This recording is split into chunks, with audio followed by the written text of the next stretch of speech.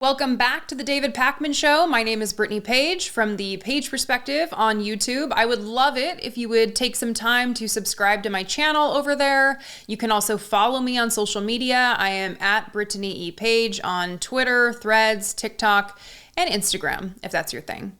So up next, we have Ron DeSantis. Ron DeSantis, of course, not doing well in the polls. Everyone thought he would be the one to beat.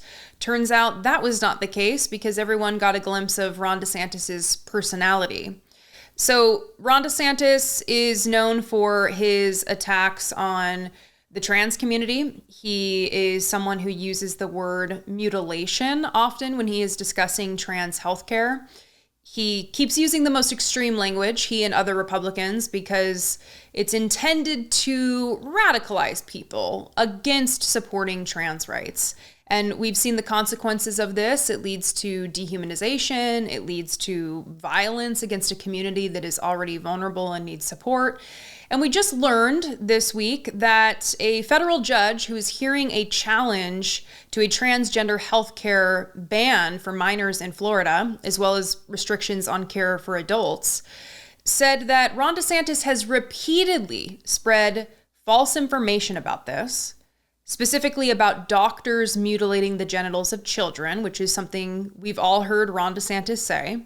And the judge cited that there's no documented cases of genital mutilation. I want to read from the AP here. Quote, "The law was sold as defending children from mutilation when it is actually about preventing trans children from getting health care," Judge Robert Hinkle said to a lawyer for the state. Quote, "When I'm analyzing the governor's motivation, what should I make of these statements?" he asked. "This seems to be more than just hyperbole." Hinkle said he will rule sometime in the next year on whether the legislature, the Department of Health, and presidential candidate DeSantis deliberately targeted transgender people through the new law. The trial is challenging Florida's ban on medical treatment for transgender children, such as hormone therapy or puberty blockers, a law DeSantis touted while seeking the presidency. The law also places restrictions on adult trans care.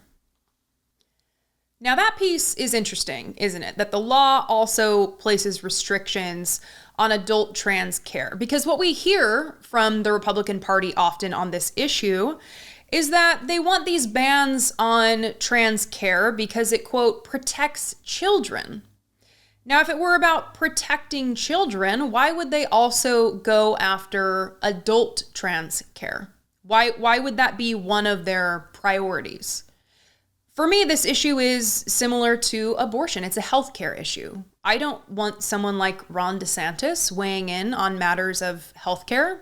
I want people who are educated and that this is their expertise. This is their area of expertise. They went to school for years. They have practiced for decades. They have worked hard in this field to accumulate the knowledge and expertise to be able to work in this field. Ron DeSantis has not. He just has opinions that are based on his values, apparently, and that ends up harming people. So I don't want someone like Ron DeSantis involved in this. And unfortunately, a lot of these efforts on the part of Republicans have been successful. There's at least 22 states that have now enacted laws restricting or banning gender-affirming medical care for trans minors. Many of those states face lawsuits. And so it remains to be seen what's actually going to end up happening with a lot of these bans. But I think when it comes to the public sentiment, when you are hearing attacks on the trans community, when there are extreme outlets that highlight these stories and attack this community on an ongoing basis, it creates a dangerous situation for people that are in this community. So trans rights are human rights. I think it's important to support the trans community.